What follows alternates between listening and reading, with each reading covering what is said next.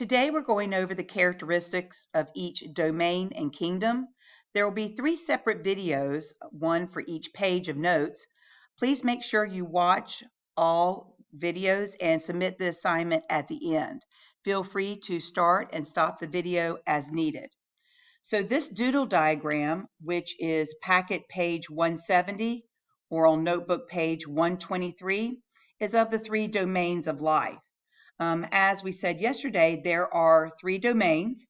We've got domain bacteria, which I have circled in green, so the domains are circled in green, domain archaea, and then domain eukarya. The kingdoms are highlighted in blue and a phylum is highlighted in pink.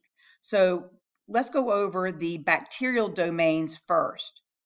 So domain bacteria, of course, is prokaryotic, no nucleus, or membrane-bound organelles.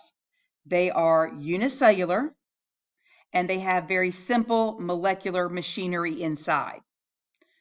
These are your typical bacteria, like Salmonella, or the bacteria that decompose, or the bacteria that make you sick. Another domain is domain archaea. And these are the bacteria that live in really, really strange places, extreme environments. Like we have the halophils, which live in very salty environments like the Dead Sea, and thermophils, which live in very, very hot environments like hydrothermal vents. And so again, all archaea are prokaryotes. They do not have a nucleus or membrane-bound organelles. Again, they're the extremophils. Again, they live in extreme environments, and they have a little bit more complex machinery than your domain bacteria. So they're a little bit more complex. And you can see in this tree that's being drawn that it's at this point as where domain archaea and domain eukarya share common ancestry. So they do believe that the archaea bacteria are more closely related to the eukaryotic kingdoms. So now we go over domain eukarya and some overall characteristics of this domain. Of course, the defining characteristic is the members are composed of eukaryotic cells. Remember, a eukaryotic cell has a nucleus and has membrane-bound organelles. Some of this domain are unicellular and some are multicellular.